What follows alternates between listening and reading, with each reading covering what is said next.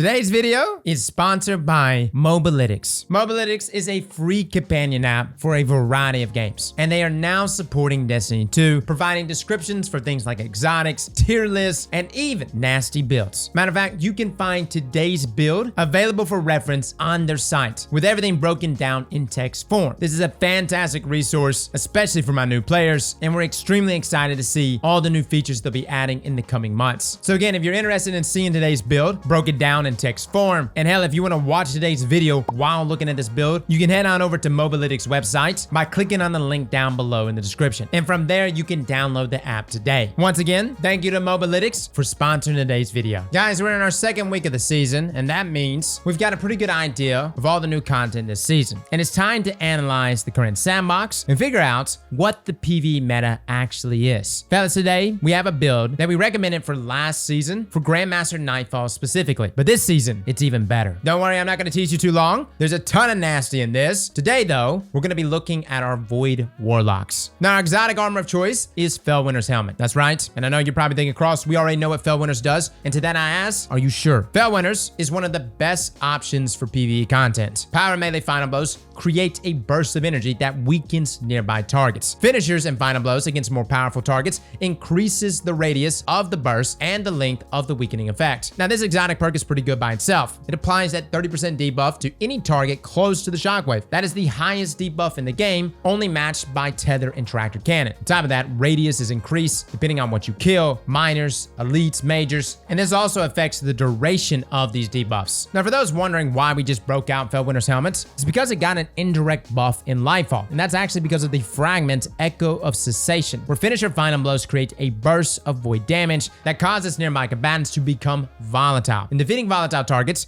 creates a void breach. Now, this fragment single-handedly turns Felwinter from kinda good to an ad clearing machine. Honestly, it's one of the most fun combos I've ever done. Tons of explosions, extra damage, it's nasty. Now, all this sounds great for ad clear, but what about high-end content? This ain't season of the Seraph anymore. GMs are actually getting difficult, but that's where the rest of this build comes in. Continuing with our fragments, Echo of Obscurity, where finisher final blows grant invisibility, is the next obvious choice for this build. This will keep you alive even behind enemy lines. You even got Echo of Harvest, where defeating weakened targets creates an orb of power, and a void breach, which is super easy to proc considering we're constantly weakening enemies. And for our last fragment, you have some flexibility. We actually went with Echo of Undermining, where your void grenades weaken targets. Now, one of the biggest questions we had while making this build, does the 15% weaken effect from Echo of Undermining override the 30% from Felwinter's helmet? The answer is no. The 30% debuff always takes precedence, and that goes both ways, no matter which debuff is applied first. This also takes us into a little side tangent about our testing with the weakened debuff itself. I haven't personally seen this talked about online, but if it has, feel free to let us know. But this is actually something Luke discovered. Now, I know when it comes to buffs and debuffs, things have changed over the years, but for the most part, we have a good understanding of where things lie. The bigger number always takes precedence, correct? As if you apply a 15% debuff, and then soon after applying a 30% debuff, your debuff will now be 30%. But what about when the 30% debuff is finished, as in its duration? Does the 15% debuff then take effect? The answer? Actually, no. All weakened debuffs share the same timer, and we tested this all with our 30% debuffs. Tether, Tractor Cannon, Felwinter's helmet. It does not work with Tether, which is quite unfortunate. Tether reverts back to a 15% debuff as soon as it's gone. And I guess it's safe to assume that it's just coded differently than the other 30% debuff sources. But using Tractor Cannon, a debuff that would normally last just 10 seconds, we can get up to actually 45 seconds. In the case of Felwinter, this comes in very handy if you want the debuff to last longer. But there are no ads easily accessible. Just follow up with your grenade or Child of the Old Gods, chain them together, and you've given yourself an extra 15% damage increase for free. Now, going back to our Void Fragments though, some other options you can choose are Echo Persistence, where void buffs apply to you. Invisibility, Overshield, and Devour have increased duration. We also have Echo of Starvation, where picking up a Void Breach or an Orb of Power grants Devour. Either one of these would be good options for more survivability if you're willing to trade off the extra weaken from your grenades. Now, for our super, we went with Vortex. Abilities, we chose Healing Rift and Scatter Grenades. And for our aspects, we have Feed the Void and Child of the Old Gods. Again, swap any of these out if you want, but let's now get into our weapon of choice. The coolest part of this build is our weapon. As many of you know, the new dungeon, Ghost of the Deep, just launched this week, and And with it came a slew of new weapons, several of which have meta picks in our major builds. Today we're going to be looking at the new Pacific Epitaph Stasis Waveframe Grenade Launcher, and if you like forbearance, then you're going to love this one. Waveframes are very strong, and this one, combined with Felwinters, creates perfect synergy. Now the reason these weapons are so good is because of their origin trait Restoration Ritual. Reviving allies or defeating combatants with finishers reloads this weapon and readies an emergency reload for the next time this weapon runs out of ammo. Now when we first tested this perk, we thought that surely there must be a catch, some kind of downside to that emergency reload. Turns out it's as good as it sounds. After a finisher or revive, your weapon is reloaded, and when you empty the mag, it instantly refills, which means on our grenade launcher here, you can shoot 2 shots back to back. It even works when the weapon is stowed. You can use your energy weapons, get a finisher, and then swap back to the grenade launcher, and you can shoot 2 shots. With our Felwinter's build, this means double grenade launcher shots all the time. You can use it for extra DPS, ad clearing. We actually use it here to chain finishers back to back, priming high health targets in Master Nightfalls, and it was beautiful to watch. So what roles should you be chasing on this weapon? Lots of people were upset it didn't roll with Chill Clip, but it still has a lot of great options to boost damage in the second column, such as Kill Clip, Harmony, Adrenaline Junkie, and Collective Action. For this build specifically, any of them can really work, but we're actually kind of leaning more towards Harmony, considering how much we're swapping back and forth between this grenade launcher and our energy weapon. For the first column, we have a wide variety of traits, but let me draw your attention towards Demolitionist. This perk with this build is incredible because we're already increasing the duration of weakened grenades with Echo of Undermining. After performing a finisher and using our 2 grenade shots, we then throw another grenade, and then instantly we have a 3rd shot ready to go. That's 3 grenade launcher shots in less than 3 seconds. Lead from Gold is also a decent perk if you want to use the double special build, but none of the others in this column are really worth getting compared to those 2. Now the cherry to top it all off, this is a legendary weapon, meaning we can pair it with an energy exotic. We could choose something like Wave Splitter to take on Overload champions, but honestly guys, this opens up any exotic, whether it's for the energy slots or for your heavy slot. Now as for our mods, in our helmets, we have Stasis as well as Harmonic Siphon. Rapid Weapon Final Blows creates an orb of power, and these feed into our armor charges. On our gauntlets, we have 2 Stasis Loader mods, which increases the reload speed of our Stasis weapons. These are to increase our grenade launcher here. And on our chest piece, we have Charged Up. For our boots, we have Stasis Weapon Surge. We also have Elemental Charge. We're collecting a Fire Sprite, Onyx Trace, or Stasis Shard, or Void Breach, or destroying a Strand Tangle has a chance to give you armor charges, as well as Stacks on Stacks, which gives us an additional armor charge. Now for our class item, guys, you definitely want to rock Proximity Ward. That overshield literally allows you to tank everything. We also have Time Dilation, which extends the decay time there for armor charge, as well as Special Finisher, which allows us to top off our special ammo. Now Time Dilation works in tandem with Stasis Weapon Surge. To boost the amount of time our grenade launcher does increase damage. Stacks on Stacks decreases the time it takes to reach 3 stacks of armor charge, so we can generate special ammo when we perform a finisher, and Proximity Ward protects us while performing those finishers. Now Elemental Charges gives us even more armor charge for picking up Void Breaches, which leads us right into the artifact perks for this season. We have 3 very powerful perks for season 21, which is Unto the Breach, where defeating Void debuff targets creates a Void Breach while your Void subclass is equipped. We also have Protective Breach, where picking up a Void Breach gives you an overshield or refreshes your existing overshield. And Supernova, where picking up a Void Breach causes your next source of damage to create a large weakening pulse. All of these combined supercharges our Void Breach pickups to give us a ton of extra benefits, more health, and more weaken on demand. Now as far as gameplay loop, it's very straightforward. Lower an enemy's health, finish them, double load your grenade launcher, use your GL to prime more already weakened and volatile targets, and just keep using finishers to spread more weakened and volatile and get more kills with your GL and energy weapons. Pick up those Void Breaches and considering using your GL and firing those back-to-back 3 shots. That's the build, guys. Tested in both Master Nightfalls and Master Lost sectors, and I fully believe it's going to be just as potent in Grandmaster Nightfalls. Guys, if you're interested in this build, a dim link will be listed down below. Feel free to come by our stream. We do live testing all the time. If you got to build yourself, you can always come by our stream and let us know, or you can even comment it down below. We definitely read your comments, so please feel free to share whatever you've been cooking. Well, fellas and ladies, thank you all for coming and watching, and as always, Slap that like button like your mama told you right.